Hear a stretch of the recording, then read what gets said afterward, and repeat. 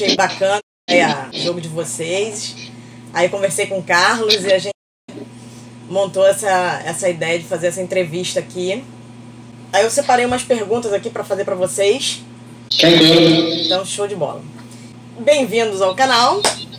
Vocês são uns dos criadores do Strained Kingdom Strifle. É um nome complicado de falar. E me diz uma coisa, a divulgação de vocês começa falando que o jogo conta um período da história do universo de Strained Kingdom. Esse universo veio de onde? Já existe um jogo anterior, alguma coisa assim do gênero? Tá, deixa que eu respondo essa. Então, é o seguinte, a gente começou com esse jogo, na verdade, em 2015. Aí a gente, ele mesmo, só que era formato em carta de baralho, né? A gente jogou por bastante tempo, ficou algumas semanas jogando, a gente gostou bastante. Só que na época a gente pensou assim, legal, vamos ver se a gente faz mais alguma coisa. E aí a gente pegou o Carcassonne e adaptou ele para virar um wargame, com bastante mecânica de RPG. Deu certo, a gente apresentou para um monte de gente, eu acho que pelo menos uns 50 pessoas jogaram com a gente esse jogo. E aí na época, como é um jogo muito competitivo, daqueles que a gente sai até brigando, né?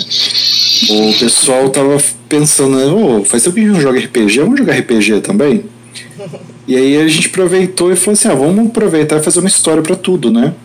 Então, desse wargame, cada jogador representa um reino para dar essa identidade pro jogo, a gente poder desenhar as skills e tal.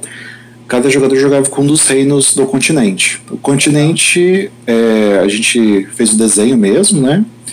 Então a gente fez a distribuição, colocamos onde são as cidades, como que são os biomas e tudo mais. E deu muito certo, o pessoal gostava bastante de jogar assim. E aí quando a gente decidiu transformar o jogo de carta em jogo comercial, que a gente está fazendo agora, a gente falou assim, vamos inserir toda a lore dentro dele para ter uma justificativa do que está acontecendo, para ser mais... ter uma linha de como que os jogadores podem entrar no universo, né? E então quando a gente fala que é tipo uma parte da história, é porque é o seguinte, na história tem um dos reinos, ele é responsável pelo treinamento de magia.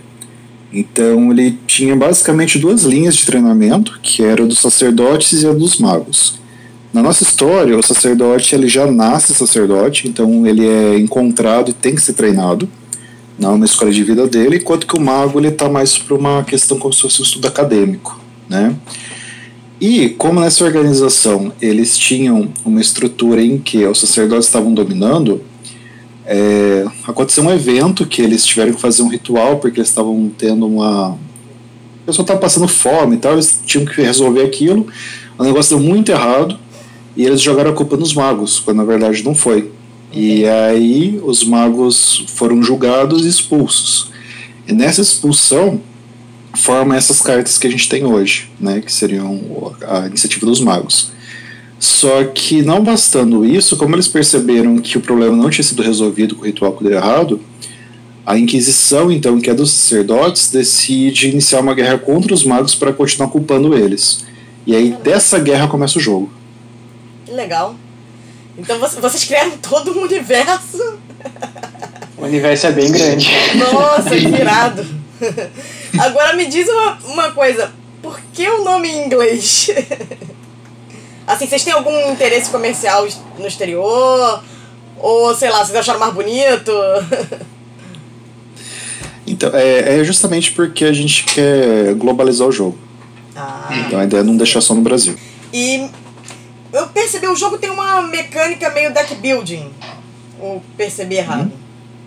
Tem. É isso, né? Você vai vai comprando, você vai jogando, colocando na mesa, fazendo aquelas 3 linhas, né? Uma de ataque, outra de defesa. Eu vi mais ou menos os vídeos. Pelo que eu entendi do vídeo, é um jogo um pouco longo. A Ludopédia diz que dura 60 minutos. Desculpa se eu tô comparando, por exemplo, com o Magic, com o Keyforge, que são, às vezes, jogos que são muito rápidos. Você pensa, pá, já ganhei. E o objetivo do jogo de vocês, eu vi que tem que eliminar todas as linhas de cartas do adversário. Então ele se torna um jogo, por um lado, equilibrado, porque no meio do caminho você pode se recuperar e virar o jogo, mas por outro lado ele se torna um jogo um pouco mais demorado. Vocês já jogaram, já fizeram playtest? O que o pessoal tá achando do jogo?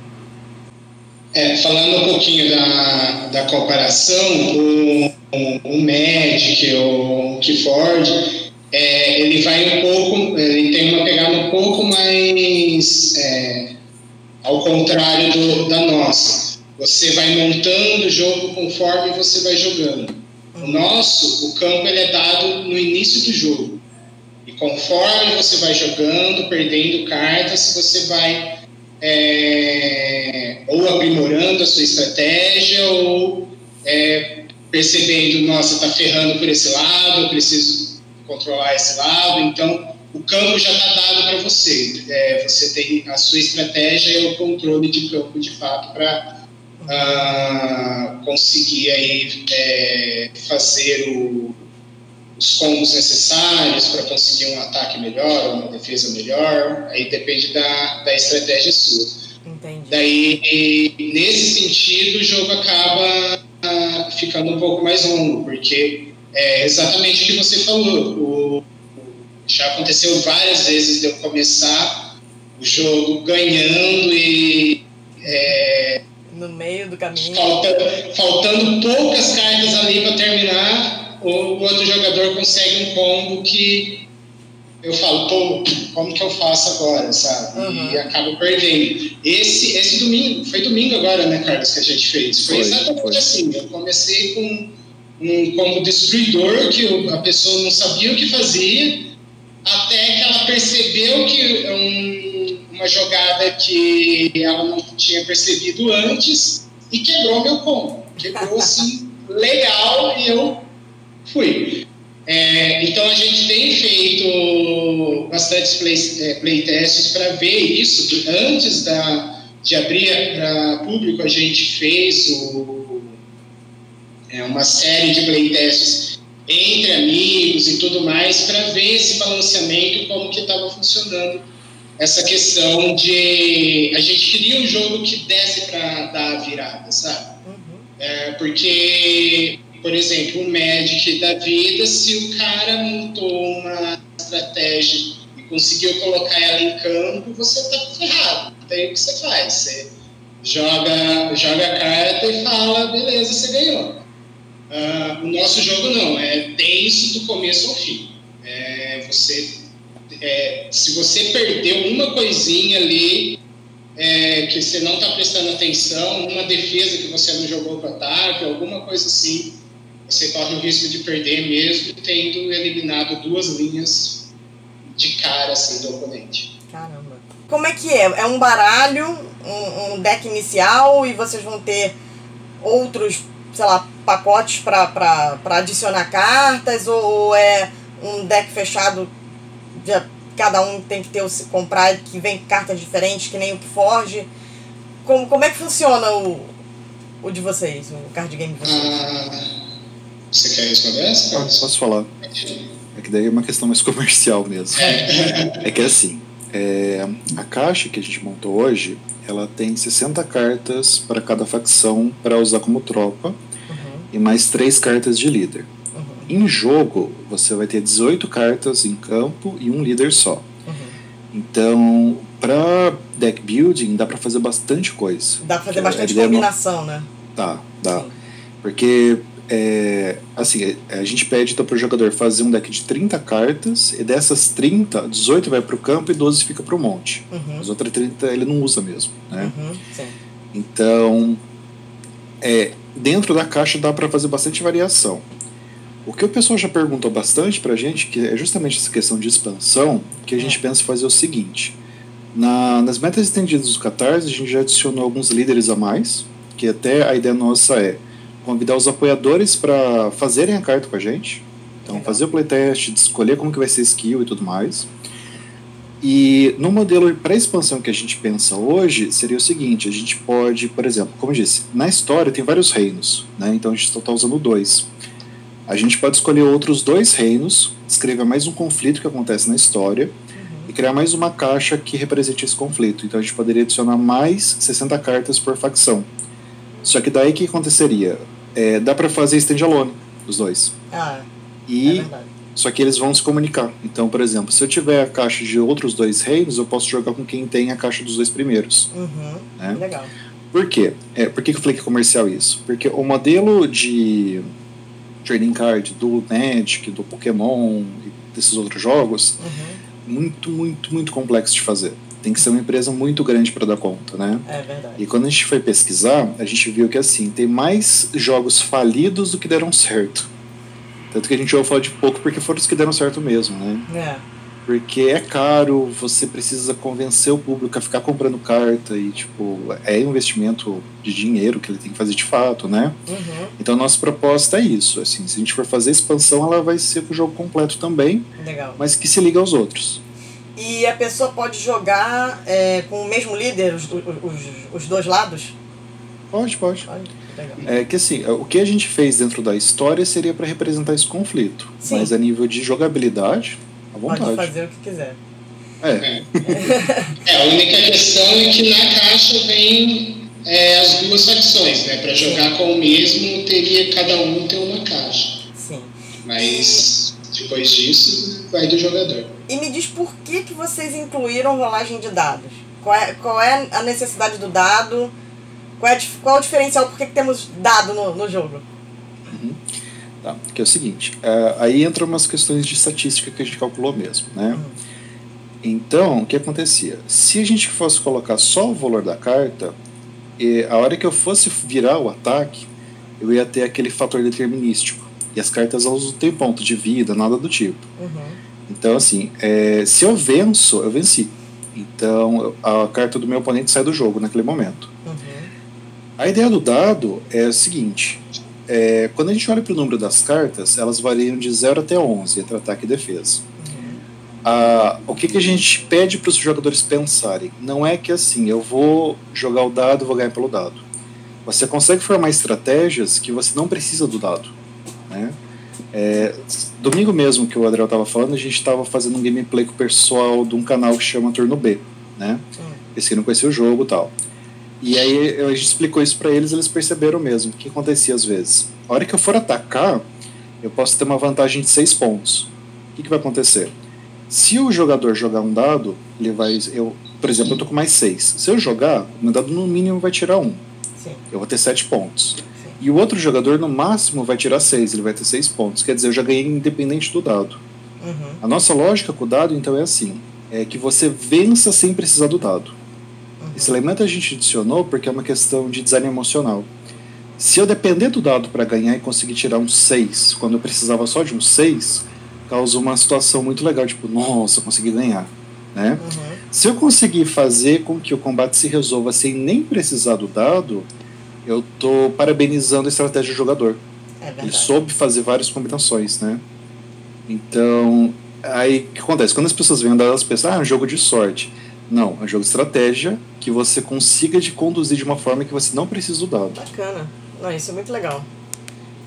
Pois é, por isso eu estava realmente perguntando com relação ao dado, justamente isso, para saber o fator sorte que estava embutido, mas o que você explicou, realmente, o dado seria um adereço para tentar, talvez, equilibrar mais o jogo, além da estratégia do jogador. Isso eu achei bacana. Se vocês quiserem explicar mais o que o Strixhaven tem de diferente dos demais card games do mercado, assim, mais populares? O que vocês acham que ele chama mais atenção e que talvez que as pessoas pudessem gostar mais dele? Posso de novo? Se quiser, depois eu queria complementar. Tá bom. É que assim, quando a gente fez o design da mecânica pensando nessas questões, a ideia nossa era o seguinte: se você tem um estilo de jogo tipo do Magic, que eu acho que é mais fácil de comparar, que é o mais famoso, você tem um efeito que normalmente se chama de snowballing, né? Então você vai tentar combar uma carta com outra, e esse efeito, quanto maior for seu combo, mais amplo for seu combo, maior sua vantagem para poder ganhar. Então, dos jogos que eu estava jogando na época para poder tirar a ideia, além disso, tinha o Hearthstone, que era a mesma coisa, né? Se você consegue uma linha ali com cartas muito fortes, dificilmente o oponente consegue virar o jogo. E eu também joguei muito Gwent, para tirar a ideia de um sistema que fosse diferente, né? Legal. E o Gwent bem diferente, mas o efeito snowballing também existe bastante ali. Tanto que uma das ideias do jogo do Gwent é você abrir mão do turno quando você percebe que não tem mais o que você fazer. Então foram ideias que a gente foi coletando e refletindo. Então, daí, quando a gente trouxe para o nosso, a ideia era a seguinte: esse snowballing, ele existe, só que ele é extremamente difícil de acontecer, porque eu vou precisar de cartas vivas em campo. E isso que é a parte complexa, porque outro jogador pode tentar tirar elas facilmente. Se porventura eu consigo, excelente. Na classificação que a gente tem para isso, a gente chama isso de mecânica de atrito. Que os dois jogadores são obrigados a jogar ao mesmo tempo. Então o que vai acontecer? Quando eu escolher minha carta de ataque, e você a sua de defesa, que eu estou decidindo qual que eu vou atacar, o seu turno não é passivo. Você também vai agir no seu turno de defesa, porque a sua carta tem uma skill. Entendi. Você vai jogar o dado e usar a skill dela. Entendi. Então, o tempo todo é como se fosse turno simultâneo, né? Interessante. E fora isso, tem essa questão também, que o jogo começa com todas essas cartas, mas ele vai diminuindo a quantidade de cartas. Então, o jogo começa a ficar extremamente rápido, num passo cada vez maior. Porque todo mundo está perdendo carta, está perdendo linha, e aí essa tensão vai se construindo, né? E como o Adriel falou, a ideia nossa, o diferencial que a gente quer atingir é isso. É um jogo que tem essa tensão do começo ao fim. Legal. Então, várias vezes a gente viu chegar, às vezes, no último confronto do jogo, cada jogador com uma carta só. Tenso. Nossa. Essa questão que o Carlos falou do atrito e tudo mais, dessa tensão do jogo,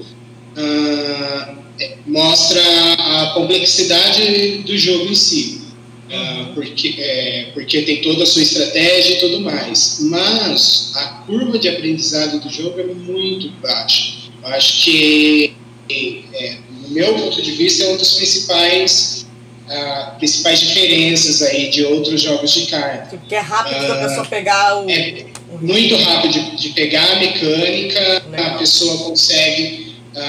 de iniciante já jogar, entender bem como que joga, e daí depois a complexidade do jogo fica em criar a sua estratégia, montar o seu deck, ver quais cartas você quer colocar, em quais posições elas seriam interessantes você colocar. Então toda essa questão a mais do jogo, toda essa complexidade, ela vem como um plus aí, porque o jogo é bem simples. O jogo, você sentou, viu as regras, começou a jogar. Bacana. Então, vocês resolveram fazer o lançamento de forma independente, né? Através do financiamento coletivo no Catarse. O que levou vocês a essa escolha? A gente buscou editoras e tudo mais, mas uma grande questão aí que a gente foi percebendo é que esse mercado para desenvolvedores pequenos, digamos assim, ele é um tanto quanto fechado, e as editoras, os valores praticados hoje são bem pequenos para o design, e a maior parte fica com as próprias editoras. Por mais que você tenha feito o jogo, você tenha criado toda a mecânica e tudo mais, tá certo que a gente está percebendo hoje que é um trabalho grande, toda a parte de marketing, toda a parte de criação de arte e tudo mais do jogo, não é só a mecânica, mas ainda assim os valores trabalhados hoje são bem irrisórios, pensando que você criou o jogo. Então a gente pensou aí em lançar por nós mesmos, montar a nossa própria editora e trabalhar aí para o lançamento desse primeiro jogo, Strife, e a partir dele, como a gente falou, tem o universo é grande, né? Dentro do universo tem outras possibilidades, mas não só dentro do universo do Eastern Kingdoms, né? Agora tá parecendo bom, hein? Manda ver aí, William. Gatinho, oi. Gatinho. Essa é a Claire. Diga oi, Claire. Oi, Claire. Quando a gente tava vendo sobre fazer o jogo e tudo mais, o Carlos até comentou comigo, né? Tipo, eu até tentei conversar com uma editora, só que era quase mais ou menos aquela coisa assim, manda pra gente o arquivo do Excel aí e a gente se vira. Depois a gente fala pra você como é que tá. Só que daí o criador do jogo vai ficar com uma porcentagem muito baixa das vendas depois, né? E ele não vai ter nenhum tipo de... Não diria nem controle, mas é tipo, ele não vai estar junto, né, criando as coisas junto com a editora. É muito difícil quando isso acontece. Assim, eu não sei quantas editoras vocês procuraram, vocês tiveram contato, mas não é negociável, tipo assim, eu tenho meu designer, eu vou... a ilustração eu acho é que essa. Eu acho que em alguns casos até é possível conseguir esse tipo de coisa. Eu não sei se chegaram a falar isso pro Carlos na época, né? Mas aí quando ele veio para conversar comigo, pra gente ter essa ideia, porque assim, a gente acho que não comentou disso antes, mas eu e o Carlos, nós somos amigos de infância. Legal. Tipo assim, o Carlos foi meu primeiro mestre de RPG. E foi com um sistema que ele fez. A gente tinha o quê? 12 ou 13 anos na época, Carlos? Foi. Uma coisa assim. Cara, não fala essas coisas, não. A gente fica parecendo muito velho. Ai. Quando eles estavam... Só que assim, depois que a gente foi pra faculdade, né, e tudo mais, a gente perdeu bastante contato, porque eu tenho vários amigos em comum com ele também, né? E aí quando eles estavam com essa ideia de fazer o jogo, um dos integrantes da equipe é um primo meu, que é o Rafael. E aí eles estavam conversando e falaram, tem o Will que pode fazer essa parte pra gente, né? Aí eles já estavam meio com essa ideia, né, de tipo, putz, eu não sei se vai valer a pena fazer com editora ou não, vamos tentar fazer alguma coisa por nós e vamos ver até onde a gente chega, né? Legal. Lá no comecinho, 2 anos e meio atrás, não estava tão fechado a ideia da editora ainda, né? A gente não estava tão fechado assim, tipo, vamos lançar só por conta. Essa ideia ela começou a crescer conforme foi passando o tempo, né? Então, tanto que a gente abriu a Odyssey no final do ano passado. Então, não foi uma coisa tão rápida e foi uma coisa que foi sendo construída ao longo do tempo. E como a gente tinha bastante essa proximidade de amizade e tudo mais, e eu gosto muito de jogo, seja ele online, offline, digital, o que quer que seja, e eu já tenho trabalhado com design e ilustração faz bastante tempo, né? Então, quando ele chegou para falar comigo, eles estavam com a ideia de tipo, vamos ver se o Will consegue fazer as ilustrações pra gente. E quando eles falaram comigo, eles não tinham muita noção ainda o que eu estava fazendo da vida ainda, né? Aí eu falei pra eles, eu tenho uma empresa de design, eu e minha esposa, ela não tá aqui agora, e aí eu falei pra eles, cara, a gente pode fazer tudo. Eu não sei como que vocês estão aí ainda, se vocês arrumaram alguém para poder trabalhar na parte visual do jogo, até com logotipo, etc. Mas a gente pode fazer tudo. Dá pra gente fazer o jogo inteiro. Então, no fim, uma coisa casou com a outra, porque a gente conseguiu manter tudo in-house, né, entre nós. Legal. Todo mundo trabalhando junto.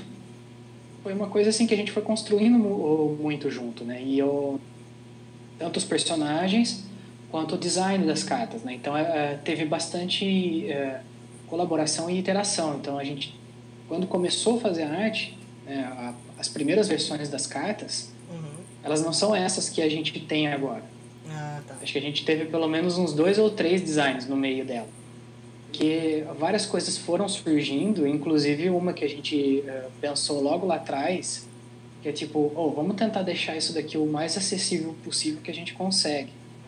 Então, até para quem tem daltonismo, alguma coisa, as pedras ajudam nesse sentido, porque as pedras elas têm um formato específico e uma cor específica. Se você tem problema de enxergar a cor, o formato vai te facilitar a entender a função dela no jogo, né? Então, bacana. Uma coisa que foi bastante troca. Então, assim, eu acho que se a gente tivesse feito por fora, acho muito difícil que a gente conseguisse ter esse tipo de troca. Eu acho que é quase impossível. Eu só consigo ver esse tipo de oração, de pôr a mão na massa, um indie developer para jogo digital. Vocês falam também que vai ter uma versão digital do jogo pro Tabletopia e pro Tabletop Simulator, né? Como é que... Dá uma palhinha aí de como é que funcionaria, assim... Porque quando você tem um deck, que vocês falaram, de 60 e você escolhe 30 cartas, no digital também teria essa opção? Você pode selecionar você mesmo as suas cartas ou o software seleciona por você aleatoriamente? Como é que funciona? Não sei se você conhece os dois aplicativos, né? Os dois. Não, eu só conheço o BGA, serve? Não, beleza.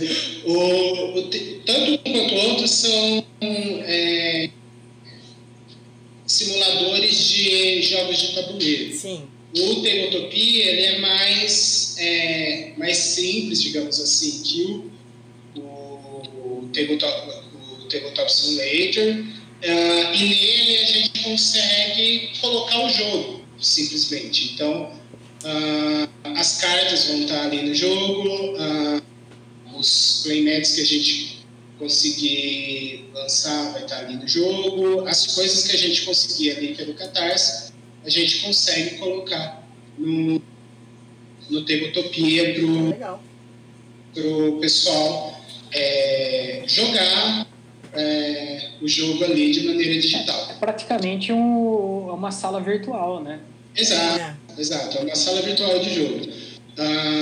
Diferente, por exemplo, do é quase como se fosse uma sala virtual. A diferença é essa. Legal. Daí, diferente de um board game arena, por exemplo, que também dá para jogar os jogos de board game no virtual, lá jogos mais conhecidos. O Tabletopia deixa você colocar um jogo indie, jogo que você criou lá, sei lá. Eu sentei, criei um jogo, eu coloco lá, quem quiser jogar, joga. Legal. Então o Tabletopia tem essa possibilidade aí de maneira mais simples. Agora o Tabletop Simulator, a gente consegue trabalhar com script em cima dele. Então, além de o jogo físico estar ali no digital, com todas as possibilidades que o jogo físico tem, montar uma mão para você, montar o deck, montar o campo e tudo mais, a gente conseguiu colocar uma série de scripts que deixa o jogo um pouco mais automático, um pouco mais jogo digital mesmo. Então, há botões que montam o campo direto ali para você.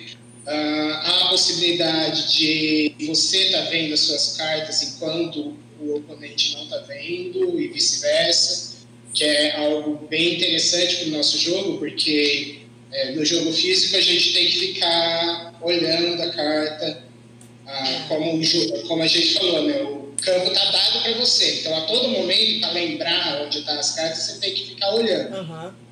No Tabletop Simulator a gente conseguiu esconder as suas cartas do oponente e só você vê as suas cartas. Legal. Além disso, a gente está trabalhando agora na opção de montar baralhos. Então tem a opção de montagem manual, eu quero montar o meu baralho, mas também tem a opção de eu quero usar baralho tal, e daí baralho vem aleatório, né? Randômico. Direto para você. Aliás, isso é uma coisa interessante que você comentou, que eu lembrei, eu ia comentar, gente, esse jogo é o maior jogo da memória, né? Então, a princípio. Você, tipo assim, deixa eu tacar aquela carta ali. Aí não funcionou. Aí, agora tem que lembrar qual é a carta do meu adversário que tá ali naquela posição pra eu depois fazer um tentar atacar. Nossa, amigo. A princípio passa muito essa ideia, né? São 18 cartas pra você mexer e, nossa, como eu vou lembrar? Não, porque você pode ver o seu próprio baralho, mas agora imagina o adversário tem que memorizar. Então detalhe, é assim, depois que a carta for usada, ela fica virada na mesa. Não, mas se eu ataquei e não funcionou, ela fica virada, é isso? Fica virada. Tá, só precisa lembrar. A única questão é que tem cartas que você pode esconder. Por exemplo, tem um líder na Inquisição que deixa você esconder cartas. Então, pega um pouquinho nessa ideia que você falou. Jogo da memória. Qual carta mesmo que estava virada? Então, nessas horas tem que prestar atenção. Mas, no geral, o jogo tende a não ficar muito com memória. As suas cartas a todo momento você pode ver, e as cartas do oponente que você ataca já viram. Já vai estar virado. Entendi. Nossa, gente, assim, eu achei a ideia do jogo bem bacana. Quando eu vi, quando a Dani me mandou o material e eu vi, eu achei, assim, bem diferente. Eu não sou uma pessoa muito fã de card games, entendeu? Já joguei muitos anos Magic, mas nunca me prendeu exatamente os jogos de card. Justamente por essa mecânica de você ter que ficar comprando boosterzinho para poder complementar, para poder ficar melhor, para poder jogar com alguém. E se você não compra, você fica defasado e não consegue jogar com ninguém porque o teu baralho é uma porcaria. E a mecânica do jogo de vocês, a ideia do jogo de vocês é bem legal, porque não te prende a isso, entendeu? Você se torna um jogo equilibrado, qualquer pessoa pode jogar no mesmo patamar, contanto que ela monte uma estratégia que funcione. Isso eu achei legal do jogo de vocês, e vocês estão de parabéns. E agora vende o peixe aí lá no Catarse. Só pra comentar uma coisinha, por você falar que eu não gosta de card game, esse jogo é pra quem, vamos dizer assim, não gosta de card game. Sim.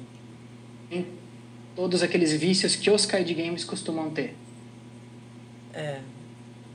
Não, pois eu achei essa ideia bem interessante. Mais ou menos essa parte. Gravou, ficou bom.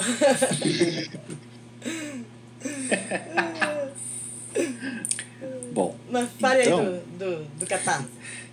Aqui no Catarse a gente deixou bem explícito para todo mundo entender. Isso não é um TGC, que é isso que a gente está discutindo pela questão do Magic. Nunca vai existir Booster Pack de maneira nenhuma. A ideia não é essa. Qualquer tipo de expansão que for feita vai ser no sentido de entregar pacotes completos, seja um reino completo. Ou, por exemplo, se o pessoal falar assim, a gente queria muito mais cartas dos magos, por exemplo. Seria duplicar essas 60 cartas para passar a ter 120, né? Tipo, a mesma quantidade de cartas novas daí. Sempre pensando dessa forma. Então, o jogo ele vem completo para 2 jogadores. Dá para montar bastante deck, começar a jogar já de cara. Quem é iniciante, quer só ver como que o jogo é para começar a entender, é abrir o jogo, embaralhar as cartas, montar decks aleatórios e começar a jogar. Você já vai entender a mecânica no jogo mesmo, né?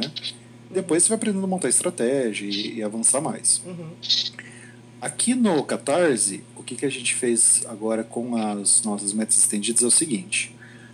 A gente precisa de 21 mil para financiar o custo de impressão do jogo inteiro, né? E aí, o que acontece? A partir dos 21 mil, a cada R$1.000 a gente colocou uma meta.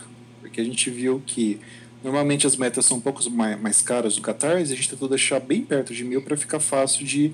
Assim que uma bater, já dá para enxergar próximo e pensar, não, vamos deixar o jogo um pouco maior, né? Então, nos 22, os tokenzinhos de elemento que vem do jogo, as pedras elementais, elas a princípio estão sendo feitas de papel. Se bater 22 mil, a gente vai fazer de acrílico. Legal. Se bater 23 mil, a gente vai abrir o primeiro líder extra. Que daí, o que acontece? A gente vai convidar o pessoal para um canal nosso do Discord e eles vão começar a trabalhar com a gente essa carta. Eles vão ver como que é feita a arte, eles vão ver como que a gente escolhe uma skill, eles vão participar do playtest com a gente. Então, Legal. É realmente para o pessoal que estiver apoiando participar do processo.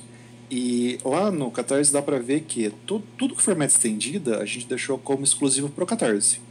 Então a versão de loja não vai ter isso depois. Né? Bacana. E aí a partir de 24 mil a gente vai colocar um playmatch, que junto com esse playmatch vai aparecer o mapa do continente para o pessoal entender da história do jogo e tudo mais. E a partir daí as metas começam a ou expandir mais, por exemplo, ter mais líderes, ou elas começam a fazer upgrade dos componentes. Então, por exemplo, tem meta que a gente deixa de fazer o playmat de papel, que seria a primeira ideia nossa, e passa a ser de lona. A gente vai ter depois também uma meta que, em vez de ser simplesmente o tokenzinho de acrílico, a gente faria ele com impressão 3D.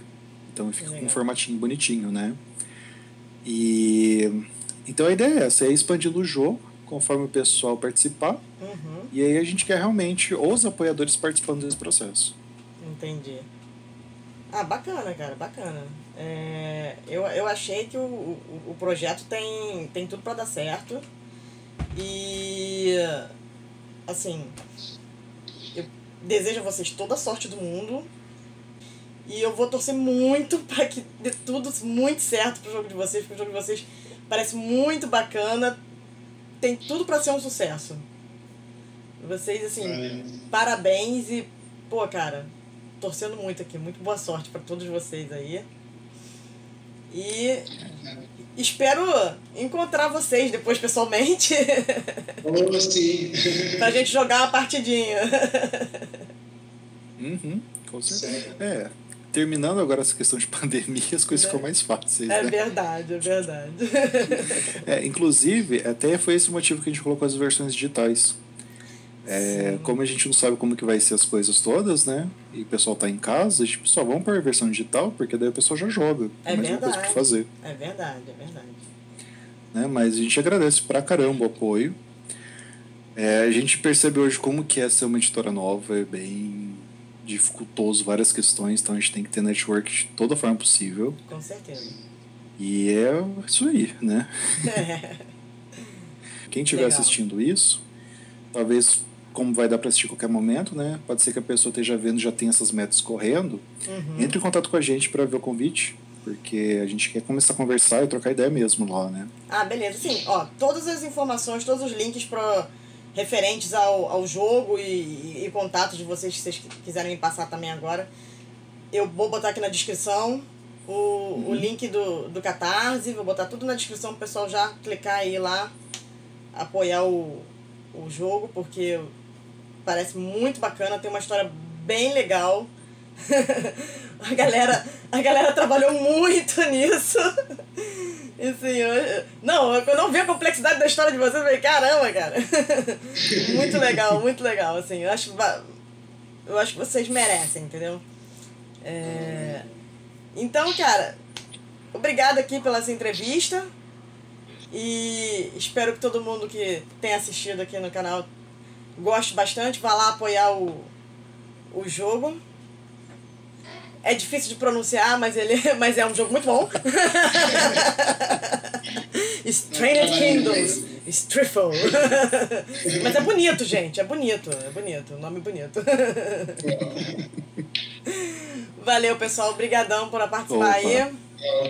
Valeu aí. Vamos nos encontrar numa próxima aí, de preferência pessoalmente, pra jogar. Isso aí. Valeu. Valeu. Tchau. Tchau.